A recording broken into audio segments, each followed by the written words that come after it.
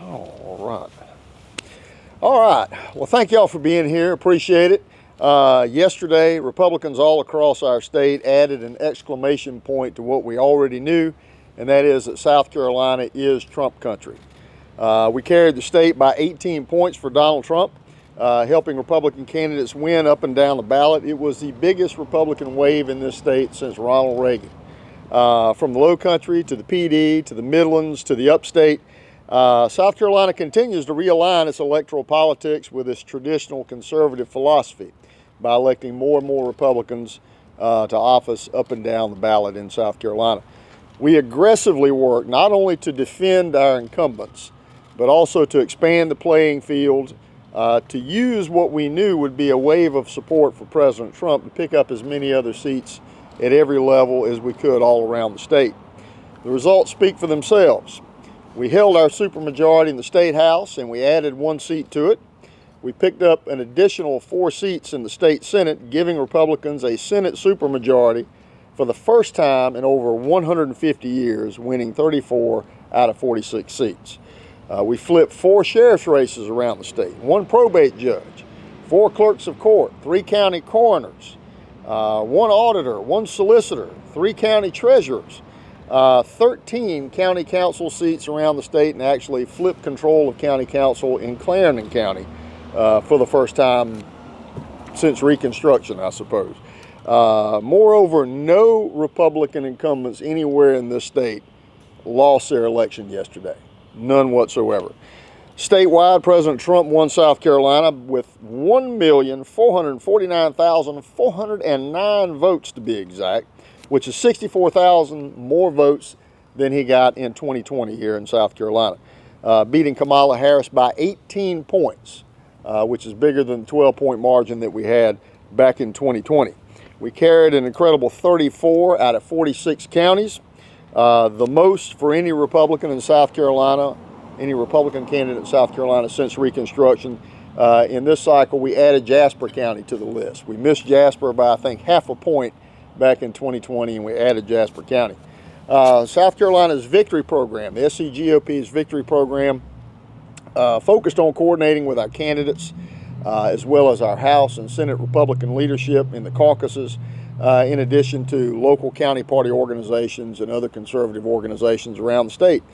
Just since the 1st of September, the state party worked to make over 70,000 phone calls, 240,000 text messages, 600,000 pieces of mail, over 20,000 handwritten postcards for candidates in pivotal races all across the state to targeted voters in those districts.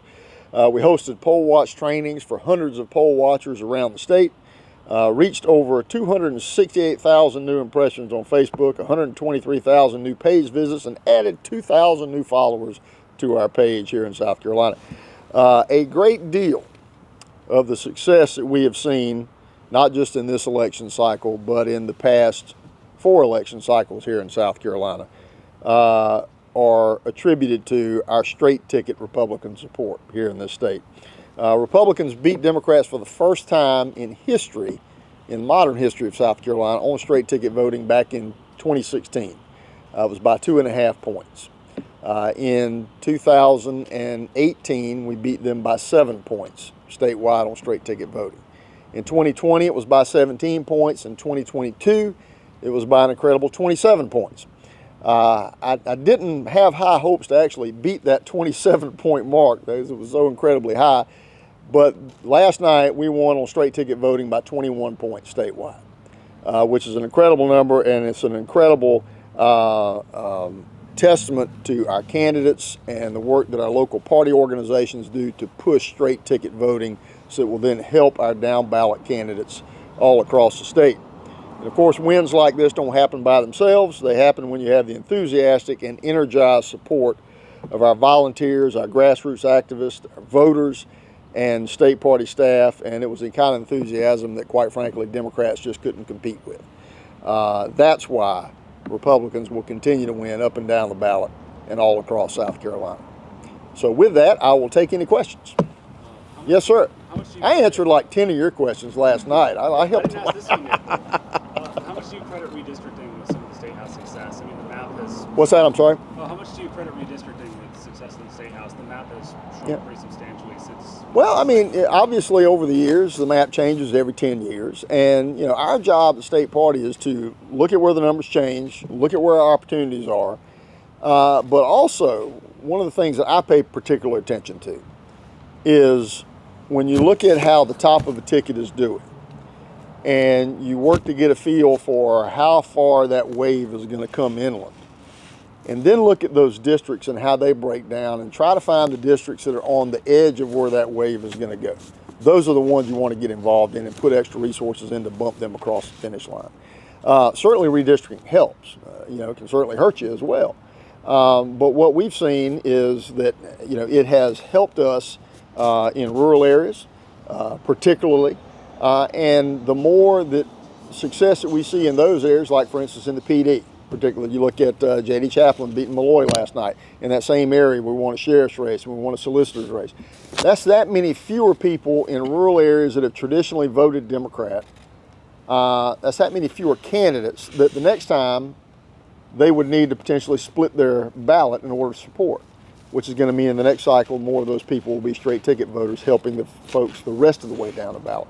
So, you know, and I don't want to discount redistricting in some cases, but my point is straight ticket support and the more people who don't have a reason to split a ballot is a big, I think, unsung bit of the secret sauce that we've had here in the last 4 cycles in South Carolina. Gotcha.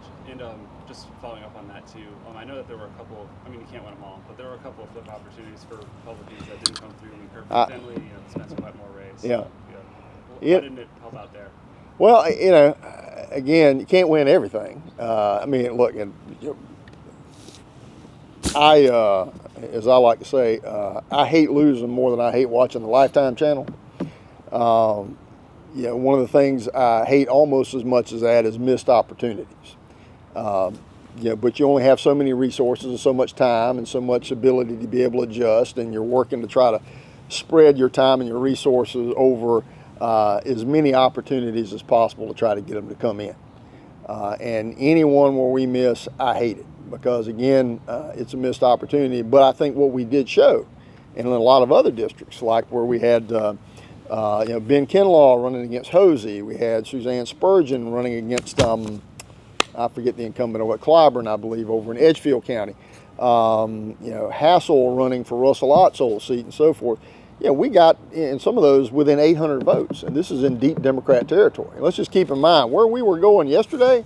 Well, not our territory. We were going into deep Democrat territory, and some of those that we missed were ones that, you know, had, I don't know, I guess I think what the exact numbers are, but maybe a 48% black voting age population. Places where you would never think Republicans would be competitive. But again, we saw in some places last night around the country, Donald Trump getting 15% of the African-American vote. Sometime I think 25% of the black male vote in some places. So things are changing, especially in some of those rural areas, and it gives us more opportunities to compete. Somebody else? Yes, sir. I know how you like to dive down into the data. And I'm a data nerd. Yeah, I freely admit it. I love to do that. And, you know, part of Trump's win yesterday was black men, Latino men. Are you seeing those same kind of trends in South Carolina? We are. Now, I don't have the exact numbers on it yet, but I've definitely seen it in some of those districts where we looked at how our candidates performed and how African-American vote performed, white vote performed in the districts that do have a heavy Latino population, some of those. I think we have more opportunities that we can mine in those districts. And, you know, quite frankly, to be able to spend more time working with candidates to help them take advantage of those opportunities, I think is a key thing for us to be able to continue to grow in territory where people don't think that we can grow. So we've got a supermajority, you maintain supermajority in the House, you're going to get the supermajority in the Senate. Mm-hmm. What do you want the Republican supermajorities to focus on? What priorities do you want them to carry? Well, again, my job's not to set the policy. I mean, the party comes together, we put together a platform, and that is a document that is a consensus document that most people in the party agree on. Some people do have some differences. But our job then is after we put that consensus together is then to have primaries and let people decide who are going to be the best folks to carry those forward in the legislature or at the county council level, et cetera. And I'll let them argue about the differences and how they want to approach our priorities. We lay out the priorities. They decide how best to go about it legislatively. So It's going to be a very different legislative session next year. I mean, adding that many new members to the Senate, obviously on a percentage basis, is going to change things. It's going to make it obviously virtually impossible for Democrats to filibuster and stifle legislation now that we have a supermajority there.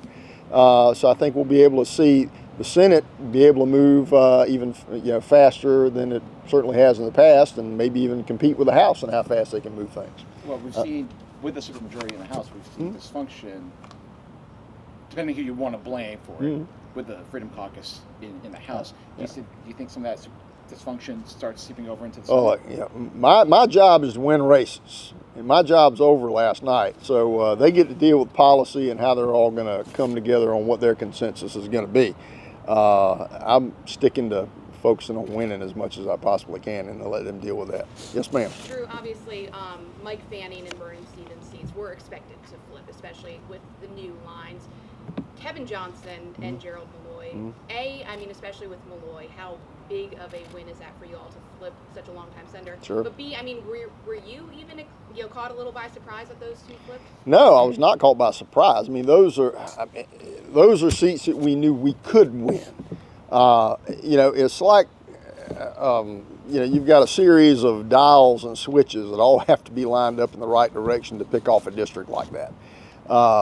We had the support that we needed at the grassroots level, institutionally. The party put great resources into that district. And of course, JD he's on our state executive committee. He's a committee man from Darlington County. So he's very ingrained with the party structure. And then when you add to that the great number of people who've been disaffected by Malloy over the years, and I think you saw a good bit of that over the course of the campaign with, quite frankly, Democrats and conservative independents coming out for JD. That was not surprising. I think that it probably surprised a lot of folks who are more familiar with institutional politics in South Carolina than it maybe would have surprised me, let's put it that way. And, obviously in 2016, the Trump victory had big implications for South Carolinians and his administration. Do you care to give us a prediction of what this victory could mean for South Carolinians who have helped him out? You mean in terms of who's going to go where and get what job or something like that? Well, I don't want to speculate on that. I mean, look, he's had a lot of folks who supported him in this state ever since 16, as you point out. Some are happy being right here and serving in the jobs they serve in. We've got plenty of people, though, that should certainly do a fantastic job serving the administration and who work well with him and have worked well with him in the past, and I'll let them make those lists. Drew, you're talking about the PD, we're talking about redistricting, we're talking about different personalities that play in those offices that were flipped. Can you maybe also talk about the changing demographics of the PD? Are we seeing it become more red from the coast where it's traditionally been? And we're talking about the 7th Congressional District here too. Can you explain some of those demographics that have been shifting over these past few cycles? Yeah, I mean, it's definitely been moving in our direction, and I think there's a couple of things that are at play with that. I mean, particularly, say, for instance, when you talk about Horry County. We've had a lot of folks moving into Horry County. Obviously, you've seen the population explosion there.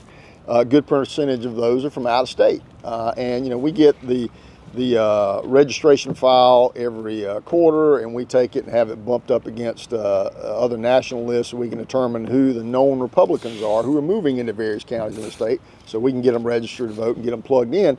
Horry County typically has the highest percentage of the entire state in terms of Republicans moving from somewhere else into South Carolina. So that's helpful, of course.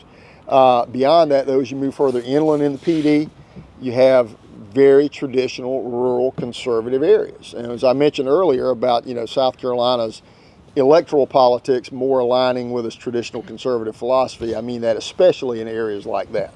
I think that's a perfect example of that. In the last, 3 or 4 election cycles, we've seen little ink blots begin to appear, if you will, in the PD and now have expanded. Darlington County is a perfect example. We flipped a clerk of court, a clerk of court switch parties. We've had a coroner switch parties in Darlington within the last year, and then last night we win a sheriff's race. We win a solicitor's race that has part of Darlington County, and then of course the Senate race. Again, I go back to the point where when you make those kind of changes happen, and they're not sexy, it's not the kind of thing people focus on necessarily. But when you get those guys at the super local level begin to switch parties or run as Republicans, you have that many more people who will vote a straight ticket, and then it helps the rest of the ticket going up. These are people who've been conservatives all their life. It's just now getting to the point where they can win as a Republican in that area. So they begin to align their party preferences with their philosophy. Yes? How much do you credit outside spending and outside involvement to some of your candidates' successes? Because, Fanning outraced Sure. his opponent. Malloy had an ungodly amount of money in his race. There was a lot of money on both sides. I'm certainly happy, though, for the help of outside conservative groups who would come in and help with the messaging and with the air war, if you will. Because, these candidates can only raise funds in $1,000 increments. It's hard to raise money, and especially to be competitive with incumbents who are sitting on, $250,000 or something like that. But our House and Senate caucuses were very involved, working through the state party here, and then what we were able to do on top of that and work with the county party organizations. Again, to me, the problem is it's like going to, Golden Corral and you got everything on the buffet and you want to get as much stuff as possible on the plate. At the end of the day, you can only eat so much and you can only pay for so much and cover it. And if I've got any disappointment, from last night, it's just that there were so many more opportunities that we could have just didn't have the time and the ability to focus on. In the next cycle, we'll have open governor's race, attorney general's race, we got a U.S. Senate race and so forth. So every cycle has different dynamics with who's on top of the ticket, who's not, and how it changes likely resources in the field and so forth. Last question. Yes. Yeah, so in 2020, a big topic of discussion was the polls underestimating Republicans. Did you see that same trend in 2020? Nationally, yeah, certainly. You could go back, and I did this just as an intellectual exercise yesterday. Went on, on Real Clear Politics, and they had a little snapshot on the sidebar with, Trump's polls today, Trump's poll number in these states 4 years ago, and the same thing 8 years ago. And to see what the difference was, and I want to go back and compare that with, all right, what was the actual result in those states? Everything that I've seen tells me, on average, it depends on the state, but it was a difference of 1.5 to 5 points, underselling how well Trump was going to do. So, yeah. One more, yeah. What's the next frontier? You got Clarendon, you got Darlington, you got Chester. What's left? Where do you go in the next 2 to 4 years? Well, the thing about politics is it's never over. There's always one more election 2 years away. And you're never. And I told in the course of working with the RNC and other state party chairmen around the country, I have pointed out to folks who are in blue states and folks who are in red states is there's nothing permanent in politics. The only thing that's permanent is the next election. And you can either do well and win, or you can do bad and you can lose, and you can set a trend in this direction or a trend in the other direction. Nothing's permanent. The only thing that is permanent, again, is the next election and the need to focus on the fundamentals. And the fundamentals are having a good message that's relevant to people, the organizational infrastructure is you need to connect with them and get the vote out, and then raising the money to pay for number one and number two. That's it. And that's our focus. That's what the state party focuses on, and I think that's a big part of the reason why we've been able to be successful. All right. Are you running for re-election next year? That's the plan. How much of a challenge do you expect? Look, right now I'm just focusing on basking in what we've done yesterday. You can give me at least 24 hours to be happy about that. I'm like, but yeah, look, I enjoy doing it. I enjoy winning. That's why I've been involved in the party for 35 years now, helping to make a difference by helping good candidates get elected who can have an impact on public policy. I enjoy doing that. We've been successful. We'd like to keep it up.